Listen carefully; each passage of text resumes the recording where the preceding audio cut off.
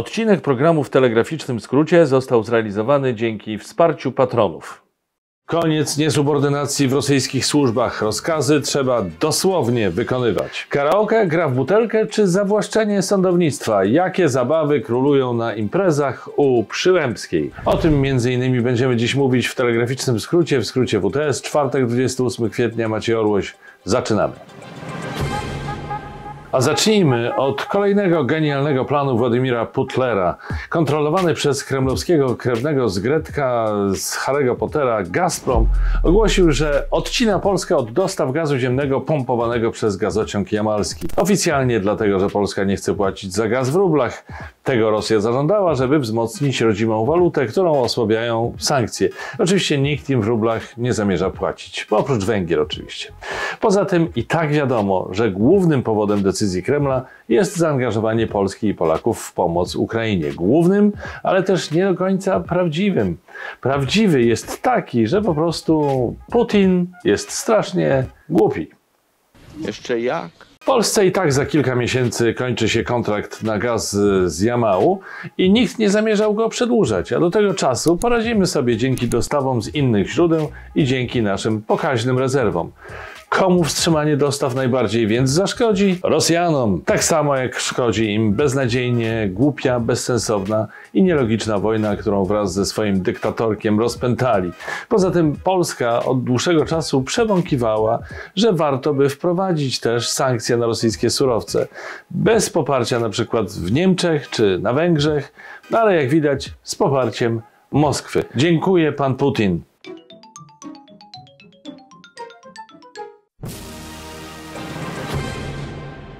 Na szczęście bałagan w Polsce to nic w porównaniu z tym, co dzieje się w Rosji. Wiadomo, jak tam bywa z utrzymywaniem ładu i porządku, wykonywaniem poleceń itd. No nie jest za dobrze.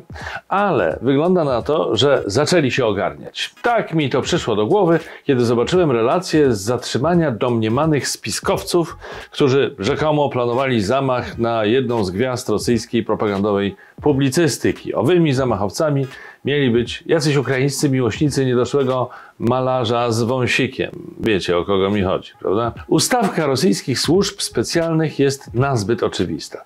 Wiadomo, że żadnego planowanego zamachu nie było. Gdyby Ukraińcy planowali zamach, to pewnie na kogoś innego, takiego niezbyt przystojnego byłego funkcjonariusza KGB, który od lat nie może się odkleić od stołka. No ale w każdym razie nagranie pokazuje, że funkcjonariusze FSB bardzo dokładnie słuchają przełożonych i wszystkie rozkazy wykonują dosłownie. Na przykład wśród dowodów rzeczowych znalazł się egzemplarz Mein Kampf. Funkcjonariusze dostali rozkaz, żeby umieścić w nim jakąś dedykację po ukraińsku i żeby podpis był nieczytelny. No i jest napisane: podpis nieczytelny.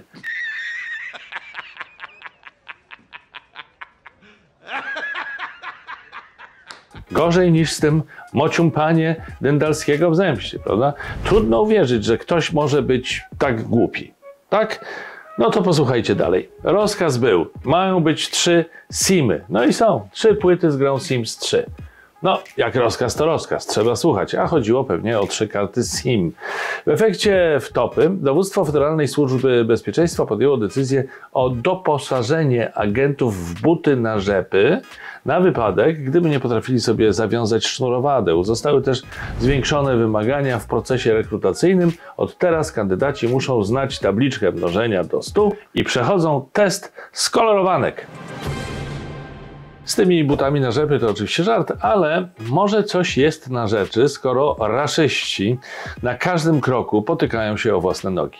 Prawdę mówiąc, wysłałbym też z jedną parę Łukaszence, bo ewidentnie także on ma problemy z opanowaniem podstawowych procesów myślowych. W jednym z ostatnich wystąpień przy okazji prawosławnej Wielkanocy opowiadał, jaka to bieda panuje w Polsce. Stwierdził, że Polacy stoją w kolejkach na granicy z Białorusią, żeby dostać się do tamtejszych sklepów, bo u nas brakuje już nawet kaszy.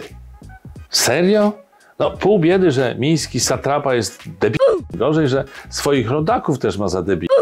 To już nawet nasi mistrzowie prawdomówności z TVP takich akrobacji nie wyczyniają. No chyba tylko Mateusz Morawiecki mógłby jeszcze stanąć w szranki z Łukaszenką. Może. Oczywiście bajkopisarzy wśród naszej rodzimej klasy politycznej mamy napęczki, ale w porównaniu z tyranami zza wschodnich granic to najwyżej druga liga. Niemniej jednak każdy zagorzały kibic piłki nożnej wie, że nawet niższe klasy rozgrywek mają swój urok. Zajrzyjmy więc na zaplecze ekstraklasy kombinatorów. Okay. Julia Przyłębska, znana z pierwszorzędnej roli prezes Trybunału Julii Przyłębskiej, pod wpływem oburzenia opinii publicznej zdecydowała się ujawnić swoje oświadczenie majątkowe. I od razu okazało się, dlaczego tak jej zależy na jej utajnieniu. Państwo Przyłębscy, czyli pani prezes i pan były ambasador w Berlinie, niedawno kupili dom w Jazgarzewszczyźnie pod Warszawą, którym najwyraźniej niezbyt chcieli się chwalić. Prawdopodobnie dlatego, że jednocześnie korzystają ze służbowego mieszkania prezes Trybunału Konstytucyjnego wynajmowanego za pieniądze podatników w apartamentowcu w pobliżu siedziby Trybunału. Mieszkanie służbowe sędziom oczywiście przysługuje, ale pod warunkiem, że są dojeżdżający. Z Jazgarzewszczyzny do budynku przy Alei Szucha w Warszawie jest jakieś 20 km, więc mówienie, że Przyłębska dojeżdża do pracy z innego miasta byłoby mocno na wyrost. Są ludzie, którzy do centrum stolicy codziennie jeżdżą z Radomia, pozdrawiam Radom, albo z Łodzi i nikt tego nie określa delegacjami. No ale Julia jest odkryciem towarzyskim prezesa Polski, więc ją obowiązują inne zasady oczywiście. Co do tego odkrycia, to chyba nie jest to wyłącznie jednak odkrycie prezesa. Andrzej Stankiewicz i Agnieszka Burzyńska z Onetu w niedawnym podcaście ujawnili, że w nowej chałupie Przyłębskich odbywają się domówki pisowskiej wierchuszki. Podobno na imprezach królują gry towarzyskie, najczęściej mafia. Mam nadzieję, że teraz w kąciku kulturalnym Antoś zdradzi nam, do jakiej muzyki bawią się na imprezkach u Julki. Witam. Witam. Jeżeli chodzi o to, jakiej muzyki słucha się u pani Julki na imprezach, no to nie wiem, pewnie głównie Rammstein, może Die Totenhosen, jak Bóg da, to i Modern Talking poleci, nie wiem. A propos imprez, to już niebawem poznamy laureatów Nagrody Literackiej Miasta Stołecznego Warszawy. Właśnie poznaliśmy 15 nominowanych książek wyłonionych spośród 700 zgłoszonych przez czytelników i wydawnictwa. W tym roku nagroda zostanie wręczona już po raz 15, po raz pierwszy jednak, szanowni państwo, uwaga, w kategorii komiks i powieść graficzna.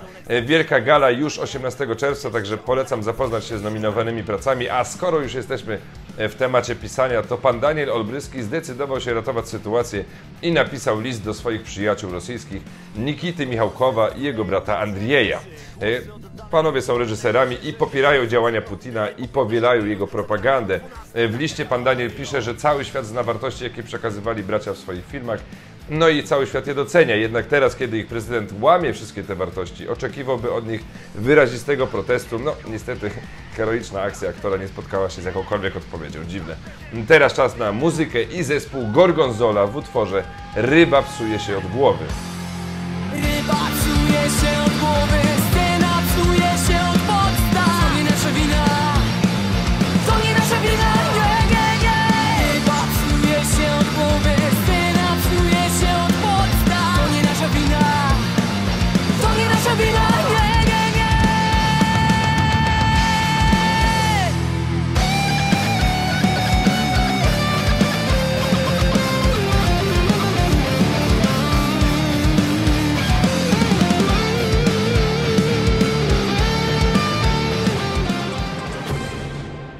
Na koniec wróćmy jeszcze do spraw zagranicznych. Było już dziękuję pan Putin, to teraz będzie gratulacje pan Macron. Emmanuel Macron wygrał drugą turę wyborów prezydenckich we Francji. Kandydat subtelnie prorosyjski pokonał ordynarnie proputinowską kontrkandydatkę, ulubienicę pisowskiej prawicy Marine Le Pen. Oczywiście dla naszych tytanów intelektu z Nowogrodzkiej, a także Machiavellik z Woronicza, to Macron jest bardziej prorosyjski niż polityczka, która mówiła o Ukrainie jako o rosyjskiej strefie wpływów i brała pożyczki na działanie partii żyrowane przez Rosjan. Nie przeszkadza im nawet to, że Macronowi za wsparcie dziękuje Zełenski, a wspiera najbardziej znany rosyjski dysydent i więzień polityczny Aleksiej Nawalny. Co oni tam mogą wiedzieć? Prezes wie najlepiej. Zarówno ten z Żoliborza, jak i Kurski. Inna sprawa, że Putin pogratulował Macronowi i napisał tak: szczerze życzę powodzenia w działaniach państwowych, tak jak i dobrego zdrowia oraz dobrego samopoczucia. No tak, pan Putin, dobre samopoczucie to my wszyscy już mamy przez pana od wielu lat, a szczególnie od 2 miesięcy. No słuchajcie, ja z kolei życzę Macronowi, żeby przestał już wydzwaniać do Putina. Wybory wygrane, można sobie odpuścić. Mercy from the mountain. I jeszcze o jednym przywódcy. Elon Musk kupił Twittera. I ogłosił, że teraz to wreszcie będzie wolność słowa. Trolle i boty z każdej strony sceny politycznej i wszystkich zakątków świata zacierają ręce.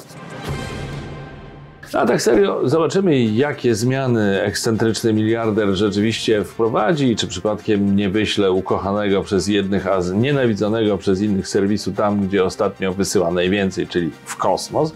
W każdym razie mój profil na Twitterze na razie zostaje tam, gdzie jest, więc zachęcam do śledzenia go, a także zachęcam do śledzenia moich profili na Facebooku, Instagramie, LinkedInie, do subskrybowania kanału na YouTubie i wreszcie do wsparcia WTS-u na Patronite. I to tym razem wszystko. W WTS-ie widzimy się ponownie już w niedzielę. Trzymajcie się. Cześć!